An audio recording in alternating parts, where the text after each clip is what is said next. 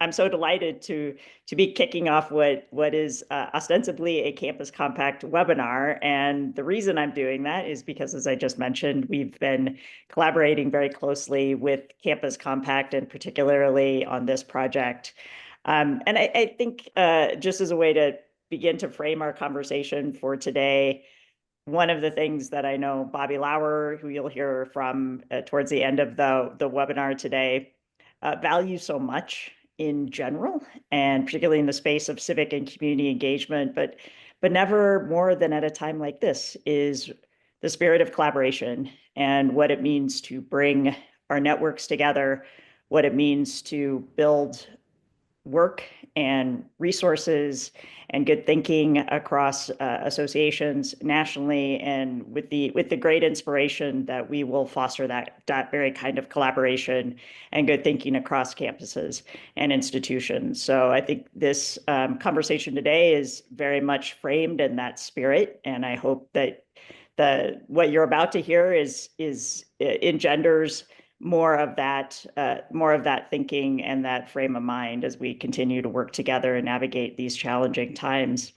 What you're about to hear more information about and get some insight into is a key deliverable, a key product of a planning grant that started with the generous funding from Lumina Foundation around what would it mean to build the collective organizing tools for higher education to begin to harness and understand the amazing and tremendous amount of work that is representative of our commitments across higher education in advancing and supporting democracy.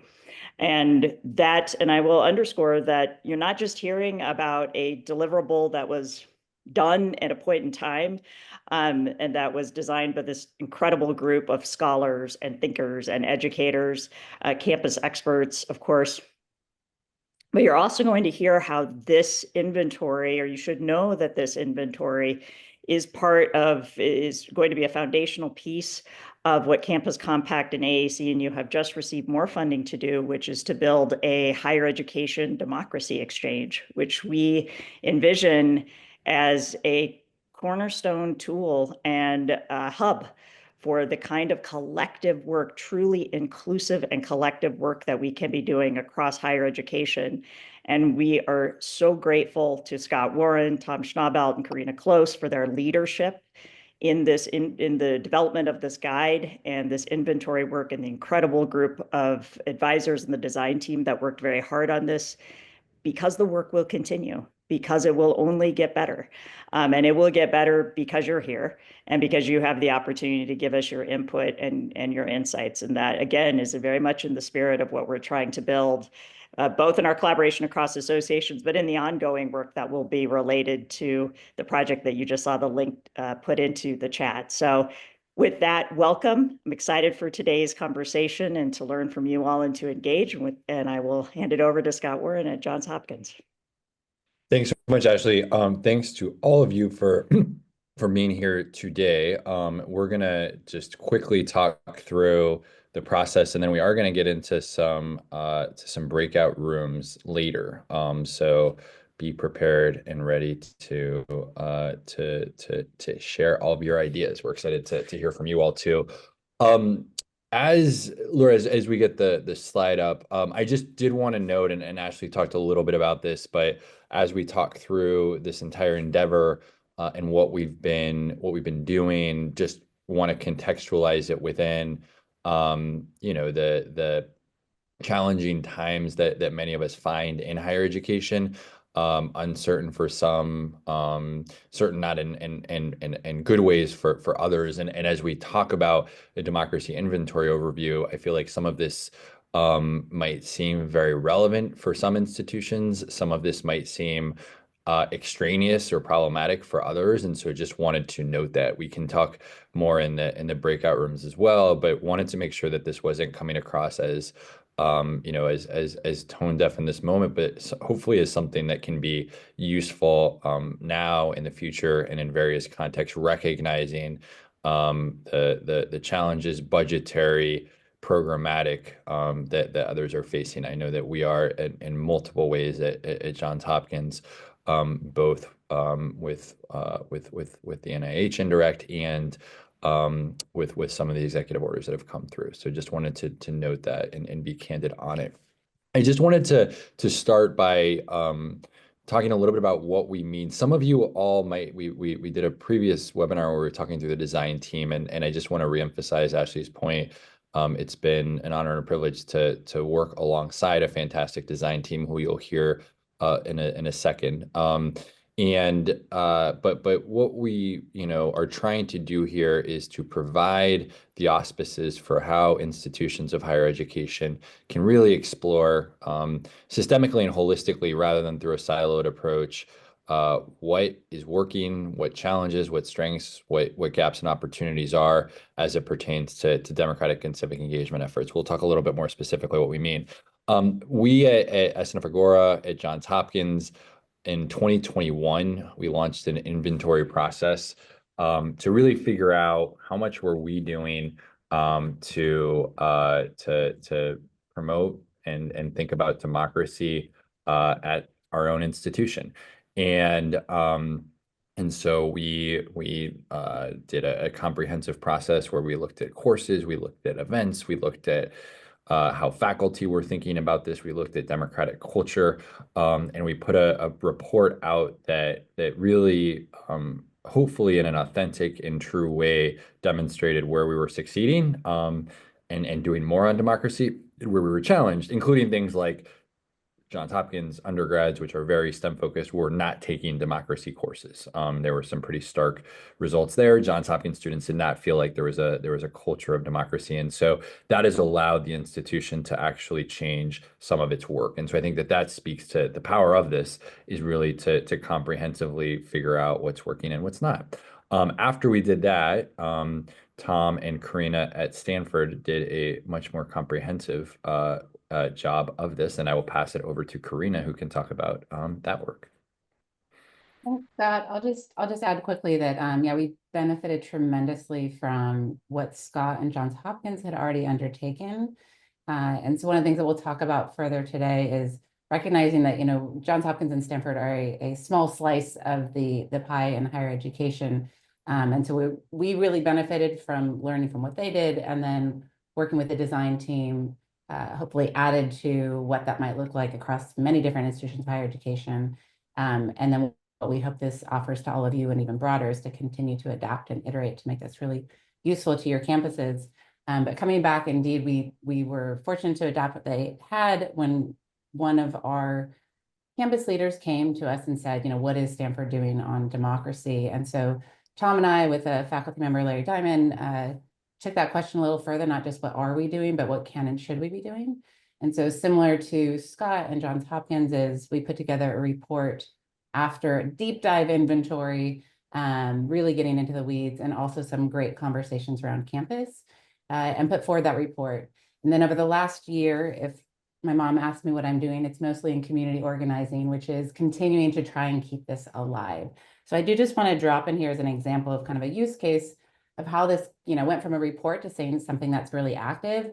And then just maybe the last thing to add to the point that Scott was just sharing about the context in which we're in right now.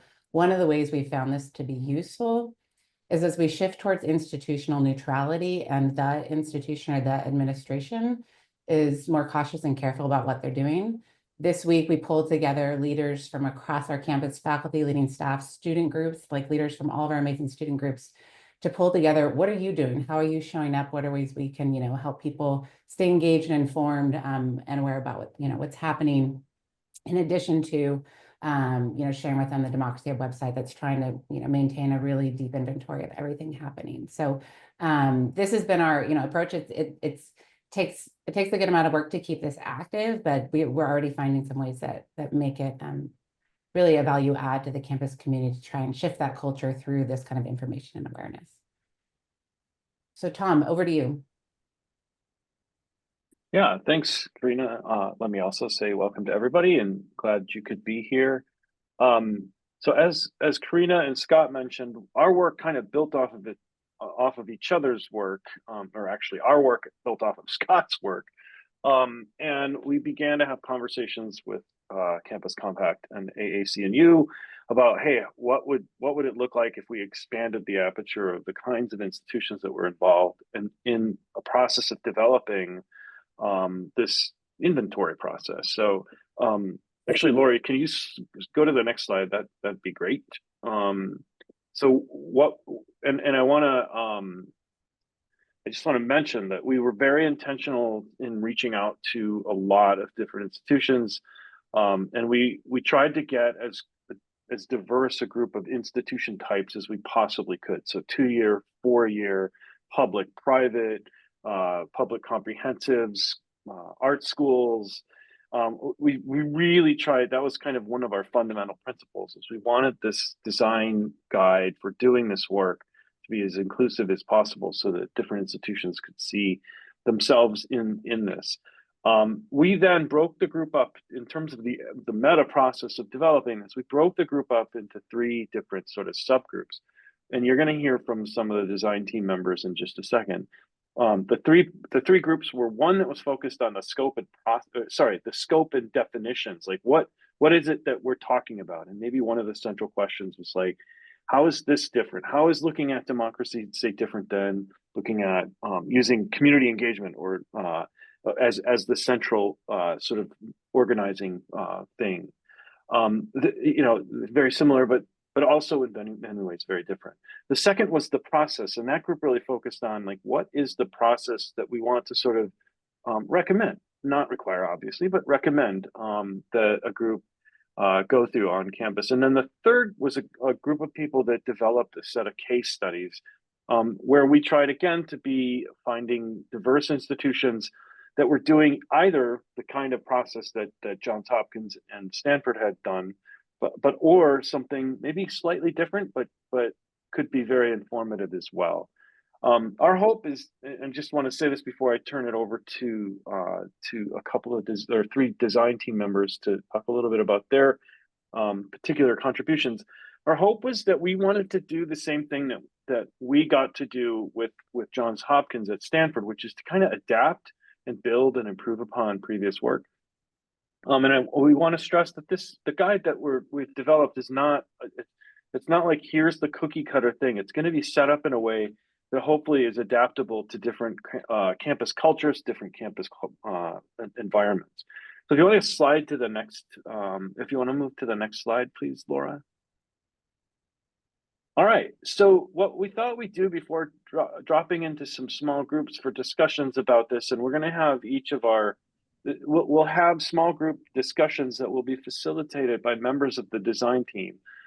We wanted to hear from 3 people in those 3 working groups. And so I'm going to actually ask Sylvia, we'll start with you. And then if you could turn it over to James, and then James, if you could turn it to Rebecca, and then Rebecca, you can turn it over back to me when you're finished.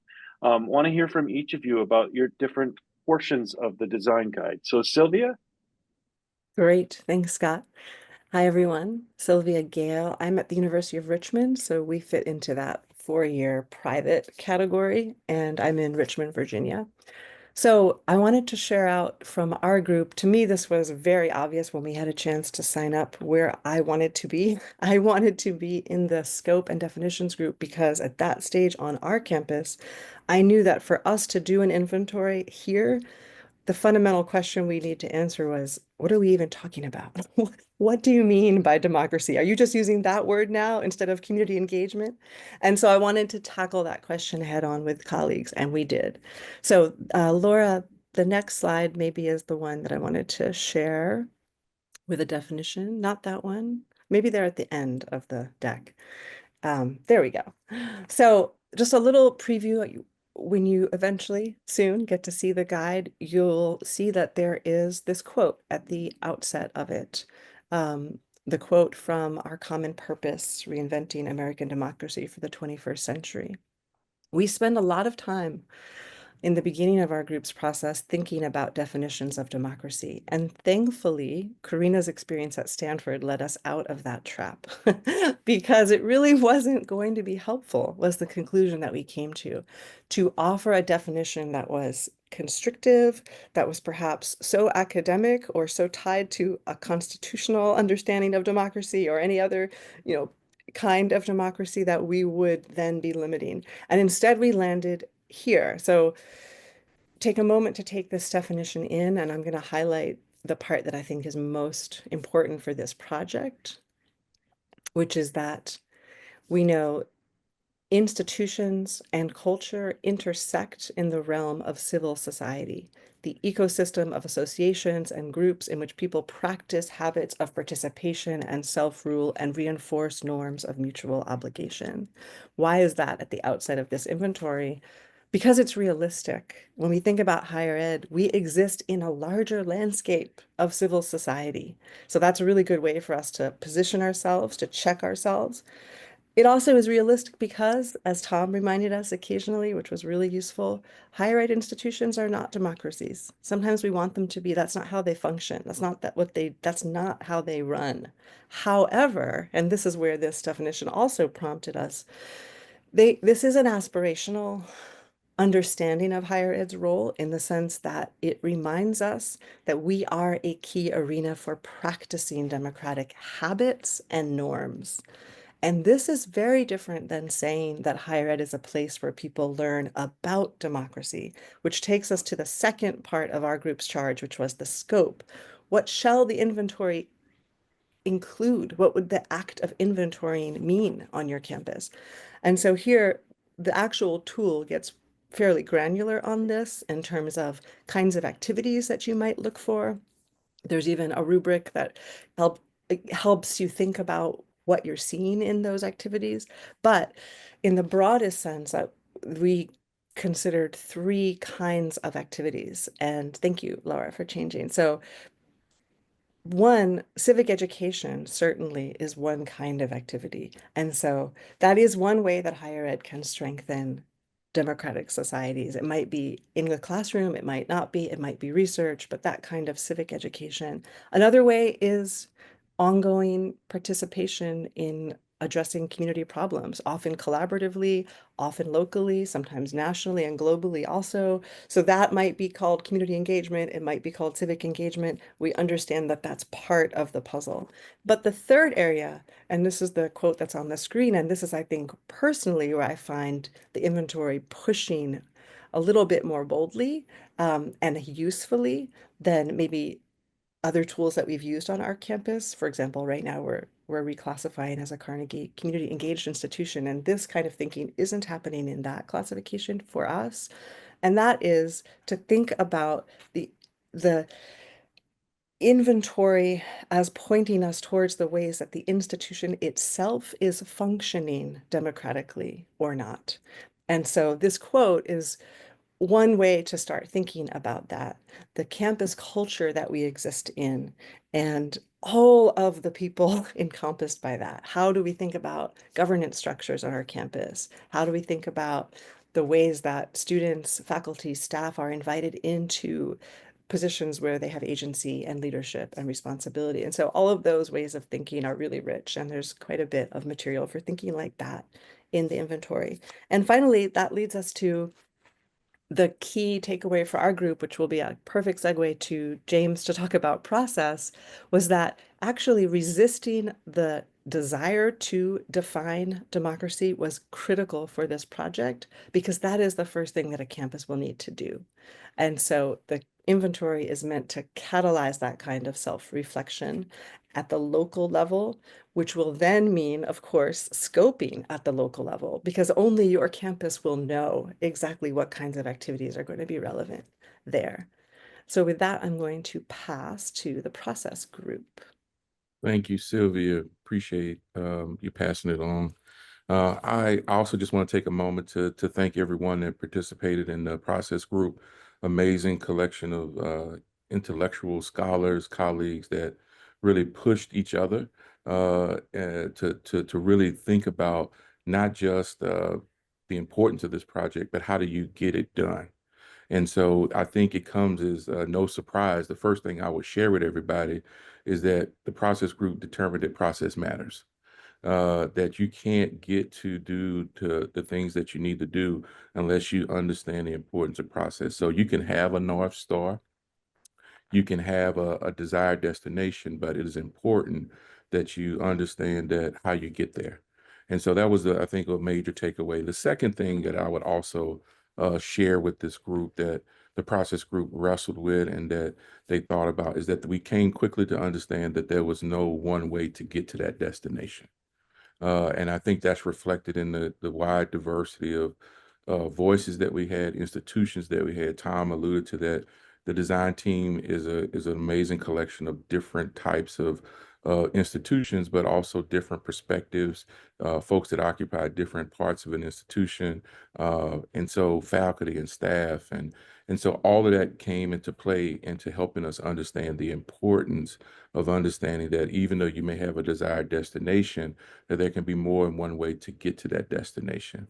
And then also, I think there's important to note too, is that we also understood that in the part of the thing about understanding process is that it's important to have widespread support. That when you can get as many people to move and many people to get buy-in, that it's going to make it much more impactful.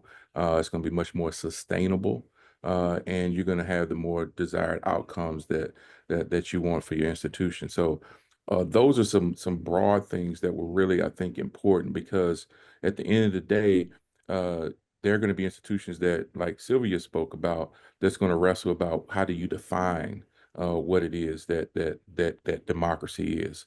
But then there are going to be other folks that agree that democracy is important, that it's an important goal, it's something that we should aspire to or something we should do. But then the challenge is going to be how do you get there?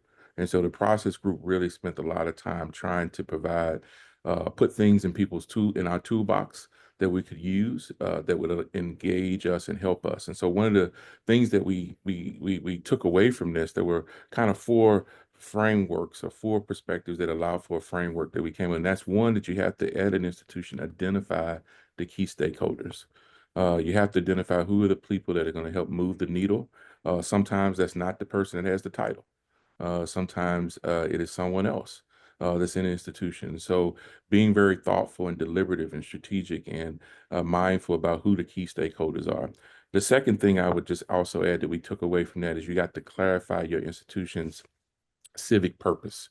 And that gets back to what the scope and the definitions team. Once you understand your scope, once you understand your definition and your purpose, then that can also provide guardrails to help take you to the desired destination that you seek. And then the last two things that I would just add before I turn it over is that you also have to determine the scope of the activities that you want to inventory. We recognize there's so much that's going on a particular a college campus. Sometimes we use the phrase that we exist on multiversities, not universities, because there's so much that's taking place. And I think one of the things that the process team quickly determined that you could get lost in just constantly trying to figure out doing an inventory. So you have to kind of create opportunities to figure out what it is that you want to inventory so that you can be able to get to the fourth thing, and that is determine the method by which you want to gather that information. And so those became really, I think, some useful things that the process group took away that could be useful to other institutions as they think about how to utilize this inventory. Because at the end of the day, it's not enough for it to be a list or a checklist. It's not enough for us to have a definition. We want to actually move it from theory to practice. We want to move it from actually being something that we think about and talk about to something that we actualize and operationalize. And that became the hallmark and I think the focus of the process group. So with that being said, I'll turn it over to my colleague, Rebecca, to share some case studies with you. Thank you very much, James. Really appreciate it. I am going to start actually with the phrase, "That's where I caught the bug."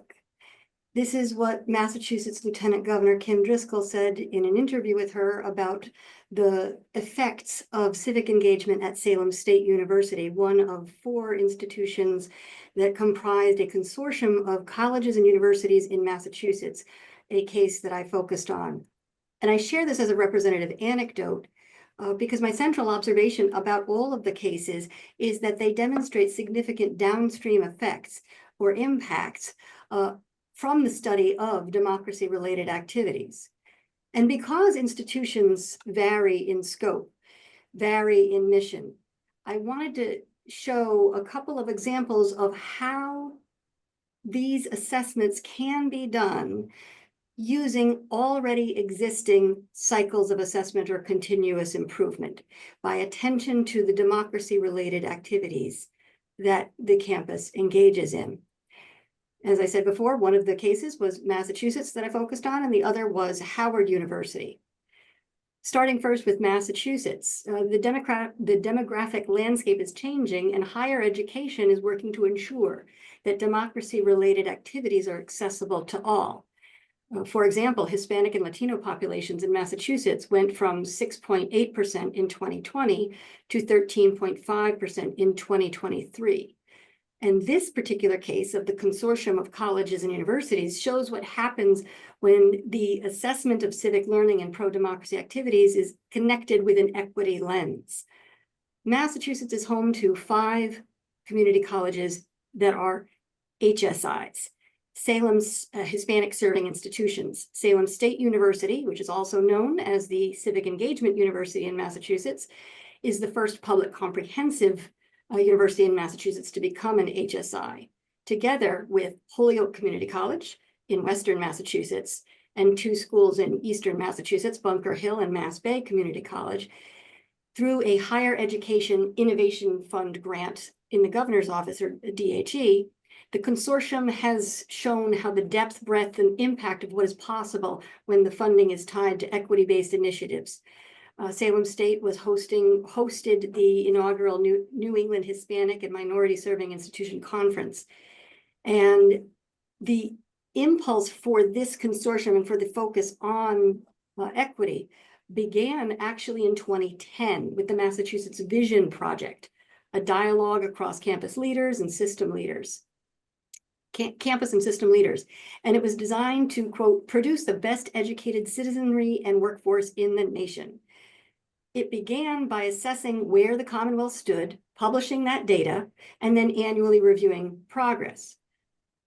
Dr. John Reif asked, well, how do we know we're preparing those citizens? If we're not setting out a goal and assessing it, he asked, it becomes hard to confirm whether changes were made in the direction we wish to go. Later, in 2014, the BHE, the Board of Higher Education, created a policy for all public higher education institutions in Massachusetts that stated that civic learning is an expected outcome for all students in those institutions. The work has been ongoing.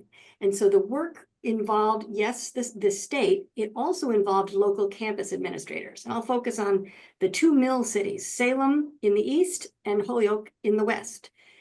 It's at Salem, you had colleagues like Dr. Elisa Castillo and Cynthia Lynch, who are vice presidents for HSI and MSI initiatives and civic engagement and strategic support. They recognize that by combining their focuses and by collaborating across, you are able to do a lot more work. To the west of Salem, in Holyoke, the director of integrative learning, Irma Medina, and El Centro's director, Julissa Colon, both HCC alumni, collaborated with Office of Institutional Effectiveness and Strategic Analytics, Dr. Vina Denker, Registrar Alison Robel, and Grants Office Dr. Alan Bloomgarden to develop research to support this proposal. Together with Dr. Sherelle Mathis, our Vice President for Academic and Student Affairs, and professors like Raul Gutierrez in Latinx Studies, a certificate in the Community Leadership Program, the first in the Commonwealth, was able to be one of the outcomes because we looked at the college looked at what's going on in our community. We have aging demographics of community organizing leaders. How can we help cultivate local democratic leaders in our community? And this work is continuing nationally.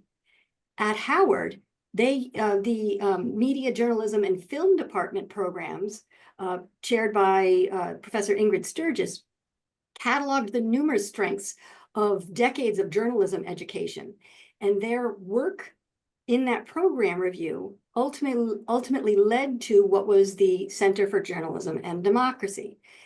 The self-study process as it stood was able to be the impetus for significant fundraising, significant programmatic development, and culminated not only in that center for democracy, but also, as I learned from Dr. Kalyasat Amin, the HBCU Investigative Journalism Consortium, a 9-member consortium of HBCUs collaborating on pro-democracy journalism education. And so this work is the culmination of embedding systematic program review and embedding pro-democracy activity analysis in your programmatic review.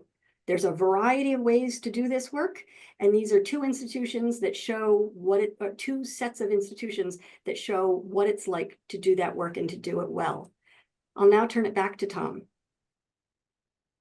Great. Thank you, Rebecca, and as well to James and Sylvia for sharing your comments on the case studies too. I just want to mention that the case studies were all designed to really answer 4 questions, like what was the motivation of the inventory, who was involved, what were the challenges and key lessons that were learned along the way, and what did it produce or what did it lead to? And so in addition to the Johns Hopkins and Stanford University case studies and the 2 that Rebecca just mentioned, there are case studies included in the guide that include Kingsborough Community College, Lafayette College, a consortial approach at the American Democracy Project and AAC&U, 2 independent arts colleges, Pratt Institute in Brooklyn and California College of the Arts, as well as the University of Notre Dame and University of Montana, or sorry, not Montana, Wyoming, I'm confused. And so we tried to, again,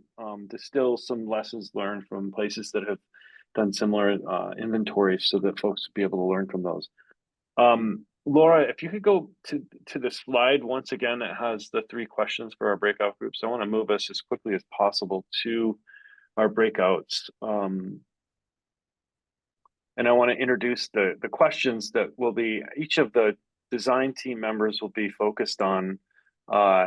We have essentially 3 questions for each of the small groups. The first question is going to be focused on, in what ways do you see having an inventory or completing an inventory being useful to your campus? The second is, what are existing or anticipated obstacles for leading an inventory process? And then finally, what are some areas of support that you might like to take forward in the democracy inventory process? So what specifically, and this is our chance to really share some information with AAC&U and Campus Compact as they launch the HEDx, the Higher Education Democracy Exchange.